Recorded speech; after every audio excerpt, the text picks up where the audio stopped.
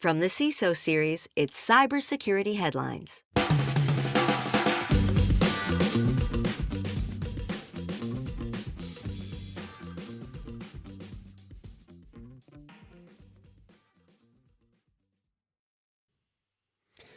Antivirus pioneer John McAfee has been found dead in a Spanish prison.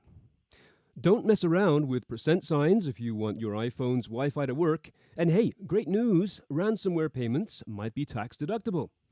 Now, these are some of the stories that my colleagues and I have been bringing to you on this week's Cybersecurity Headlines, and now we're going to get a chance for some insight, some opinion, and some expertise on these stories and more from our guest, who this week is Ira Winkler, who is CISO at Skyline Technology Solutions. Hi there. Ira, welcome to the show. It's great to have you. Thanks for having me. I appreciate it. Looking forward to having fun. Well, yeah, there's a lot to talk about today. Our sponsor for this show is RevCult. I'll be speaking about them a little bit later on as well.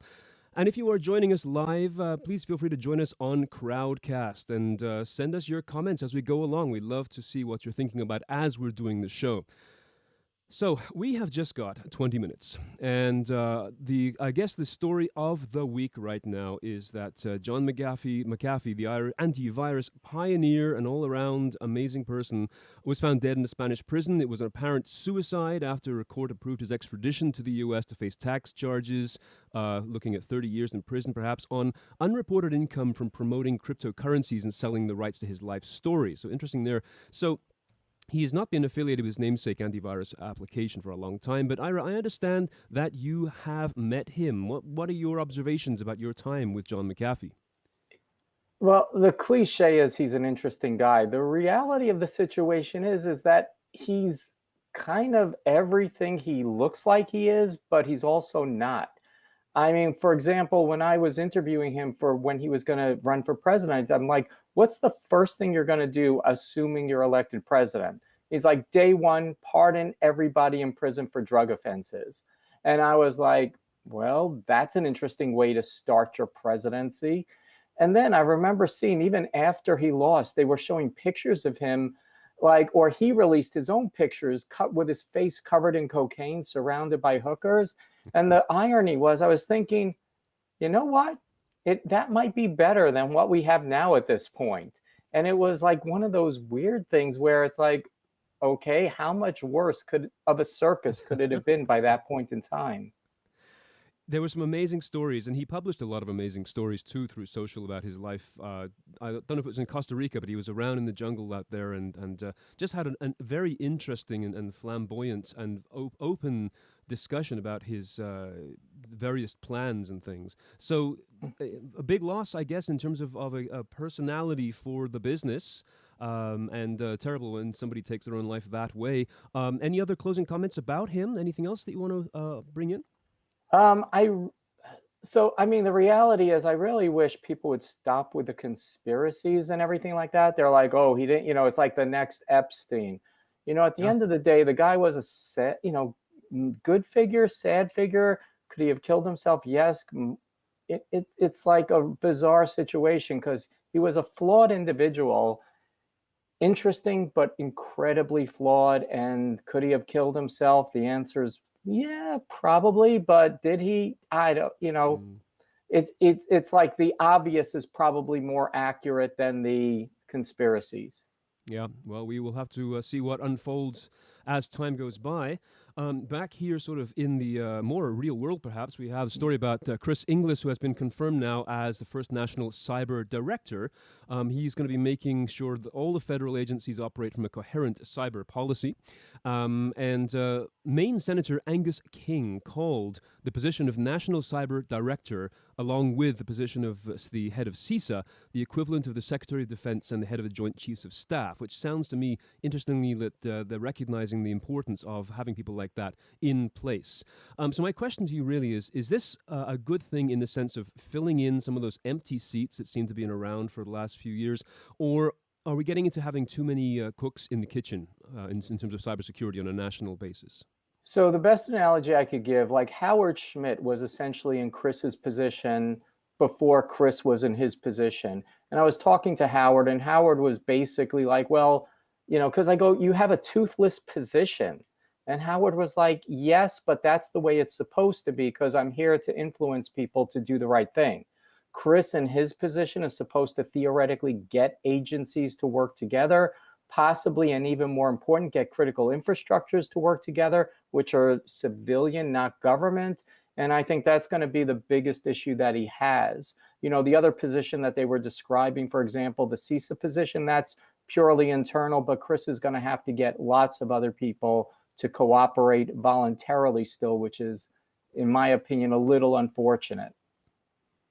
Yeah, the voluntary part is definitely difficult. Well, it's certainly more people being public about the importance of perhaps a national cyber protection program, bigger perhaps than it already is, and there's a lot of people working hard on that already, of course. Going down to something a little bit more local. It's an interesting story that we had about the iPhone, an iPhone bug. This is a proof of concept as opposed to an actual bug happening. But when you connect to a rogue hotspot that includes a sequence of percent signs, as you can see in the bumper on the screen here, Carl Schuh, the researcher, said that when this happens, it can actually break the Wi-Fi connection, and only a full reset of the network settings allows restoration. So this sounds, again, like a small thing, but it can be the kind of thing that bad actors can take advantage of in recognizing that, in this case, they think that Apple's iOS was misinterpreting these letters as string format specifiers rather than thinking of them as part of the name of an actual Wi-Fi hotspot. So again, my question here is not so much that this is a cute story, but the fact that, as the researcher Shu is saying, this could be set up in a public place and could cause some major problems. So does this open up a new field of threat assessment in terms of parsing issues? So it's a serious question. Does it really open up a new threat, or is this just a one-off type thing? Frankly, I think it does, but simultaneously it doesn't. The reality of the situation is that Apple should take a look at this bug immediately. And then once they take a look at it, they should implement a fix, essentially looking at parsing on this type of thing, which should be an easy fix so that this type of thing never happens again. I would say the bigger story, and frankly, it's an old story, but really the bigger thing to me is that there will always be vulnerabilities in any operating system, including iOS. And it just stresses the importance of making sure you're downloading and running the latest updates to the operating system, just like the hardware. This is an interesting attack, but at the same time, it's a transient attack. Well, hopefully it's a transient attack, assuming people update their phones. Yeah, and people get complacent about updates and having to continue to update, but this is exactly the kind of thing, is that maybe the percent sign is now done, but the brilliance of these people to continue to think up other ways to mess around with the system, even though this was a researcher, the creativity behind these kinds of hacks, yes, exactly, it becomes a lesson for everyone to pay attention when these updates and patches come through. So keep an eye out for that, of course. Mm-hmm. And just one other thing about infrastructure. We spoke a while back about the Florida water plant attack, but there was one that happened before this in the San Francisco Bay Area back in January, and this was accessed again through a former employee's TeamViewer account. So similar situations as with the Florida one, and it was planning to delete a program that was used to treat drinking water. So the thing about this, Ira, is that nothing bad happened. No one reported getting sick. The program was detected, restored, and fixed. And so, we move on. And I think that from my perspective, I'm curious about this because when we start to get, once again, complacent, this becomes a meh story, just like Y2K was. Everyone said, well, nothing happened. Big deal. We have so much focus right now on infrastructure vulnerabilities. Do you find that these kinds of stories, when they're covered in a good news, nothing happened, does that cause more damage overall, or should we focus on the achievements of those who caught this and fixed it in time? In all honesty, I think this is another case where we're going to hit the snooze button again. Everybody looks at all these incidents as a wake-up call. What was the Colonial Pipeline? People forgot that happened a month ago or whatever it was. And everybody's like, this is a wake-up call, and maybe a few governments going to step in and do a few things. But the reality is we've been hitting the snooze button again and again and again. And when I look, for example, at like the Marucci incident, Marucci is a place in Australia where some former engineer got some equipment and, opened up a sewage floodgate as an example. And that created problems. And the same things where other people are really just accessing systems, whether it's Florida, whether it's California, people are going to hit the snooze buttons. The critical thing is we hope that the people maintaining these systems, no matter where they are not. It doesn't matter whether the public cares. It matters whether the stakeholders are doing anything. And my hope is the stakeholders are not hitting the snooze button, which frankly is still what I expect, unfortunately. Exactly. It costs money, and that becomes a big issue for them. All right. Our sponsor for this week is RevCult. On average, 18% of all your Salesforce data fields are highly sensitive, and 89% of users have access to that data. RevCult is the only solution that helps you understand the data that you have in Salesforce and if you are protecting it. So you can get a free Salesforce security self-assessment at revcult.com. That's RevCult, REVCULT.com, to understand your Salesforce security weaknesses. It's a busy week. Here's one that I think is once again a red flag, to me anyway. Ransomware payments might be tax deductible. Ransomware payments that are made directly by an organization as funds lost, the same way as traditional crimes like robbery and embezzlement, meet this criteria of being ordinary and necessary to be deductible. Whereas, however, ransomware payments made by insurance companies would not. The IRS hasn't given any formal guidelines on how to do this, but they are sort of providing guidance through the FBI, or the FBI is providing guidance on trying not to meet ransomware demands generally. Now, we have this question every week. Companies who decide to recognize this as a cost of business just to get back up, because obviously restoring from backups themselves is a huge undertaking. But I see a big problem here in terms of this being now a tax-deductible option, a good way of saving money. What do you think? Is this a problem, or am I just being oversensitive here? I think it's not a good thing, but I think at the end of the day, it's just a fact of life. Lots of things in business are tax deductible. The tax deductibleness, frankly, to me, is the most irrelevant part of it. The more relevant part is that it keeps happening again and again and again. And despite the fact that you should never pay ransomware, which I say from an ivory tower, people have to sometimes pay ransomware, even not because a lot of people are forgetting the fact of extortionware, where the criminals are going to steal the data before encrypting it, and then potentially might release it if you don't pay. That makes it a different story, where it does become a business imperative in theory not to pay it.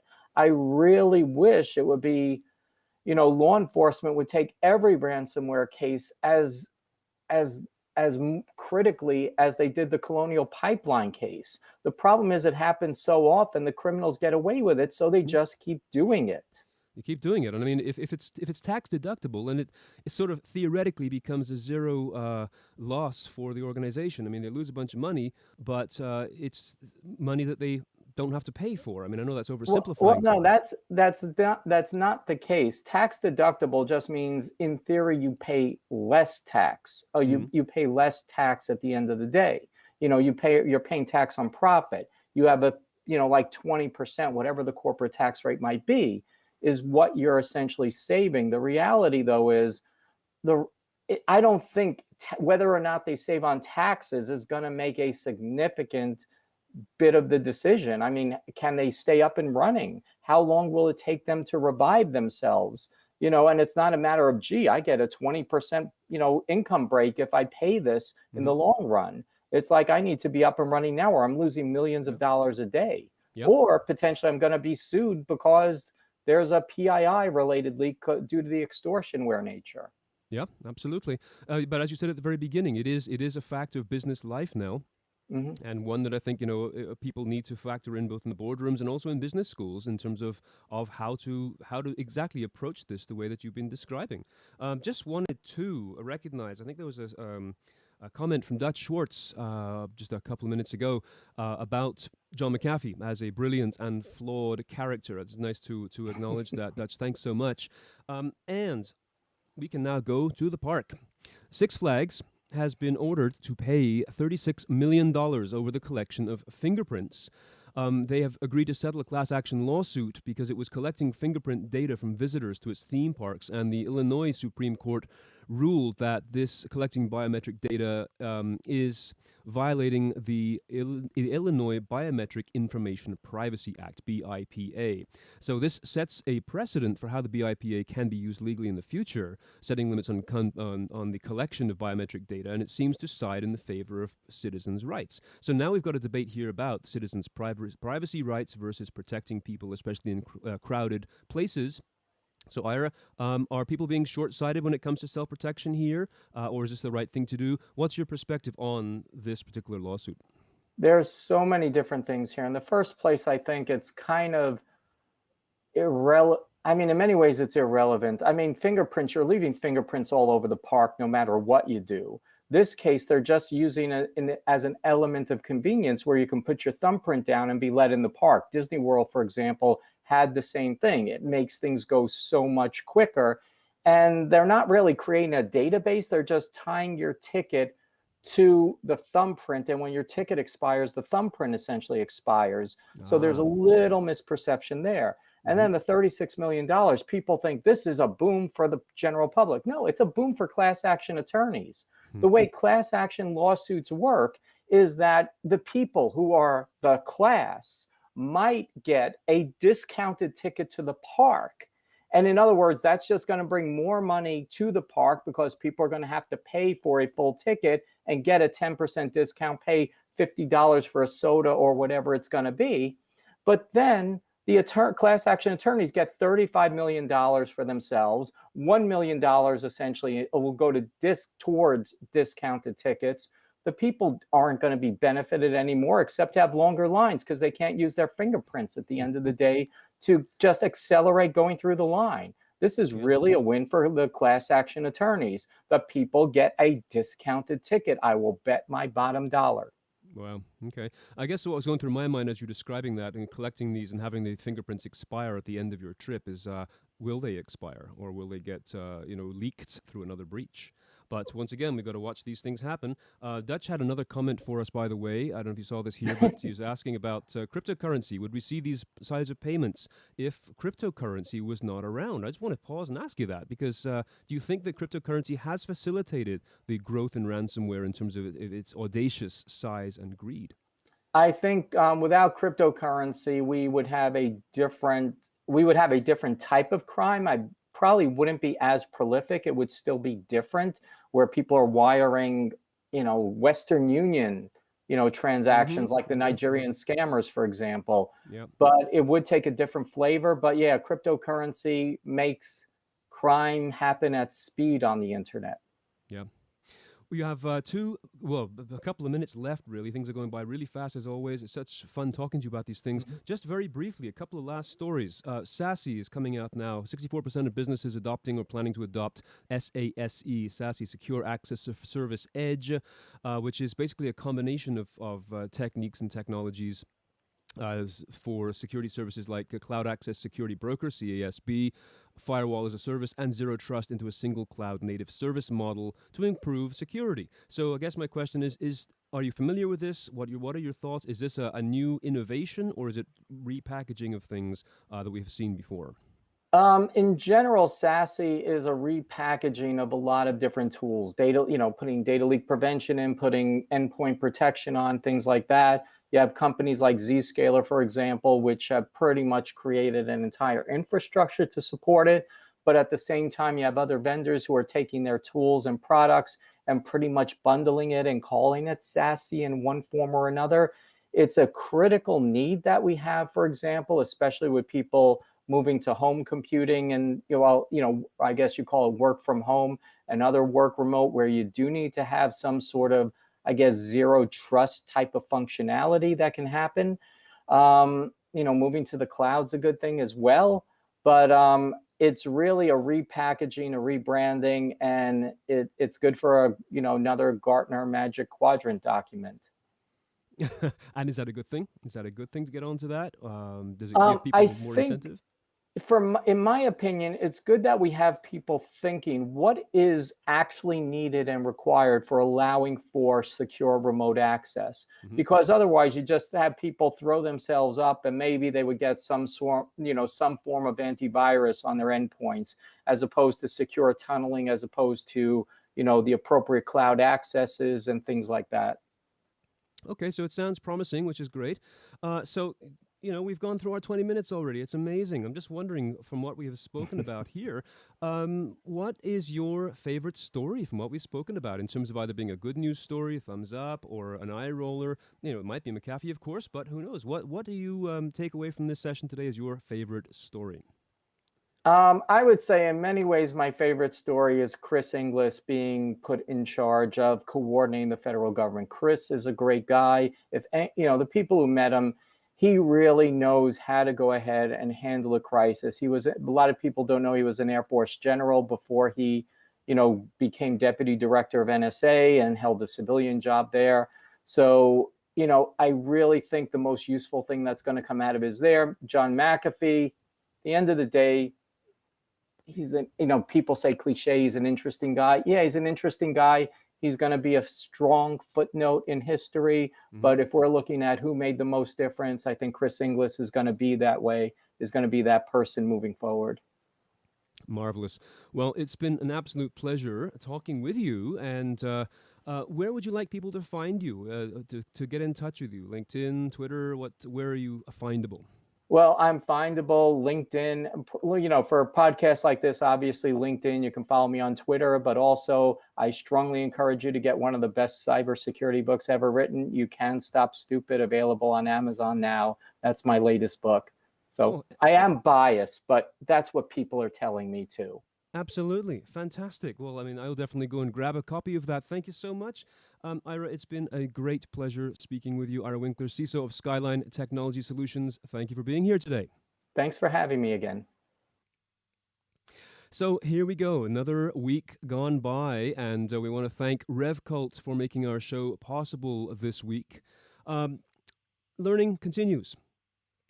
We've got another video chat tomorrow. Our Friday video chat is going to be Hacking IoT Vulnerability Remediation, an hour of critical thinking about what to do when you find vulnerable devices on your network. And remember also that this show is a summary of what we do every weekday here at Cybersecurity Headlines Podcast.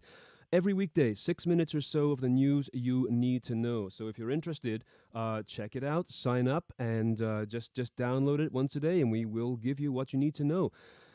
I'll be back next week with another show. So thank you for joining us. Take care. Stay safe. See you soon. Cybersecurity headlines are available every weekday. Head to CISOseries.com for the full stories behind the headlines.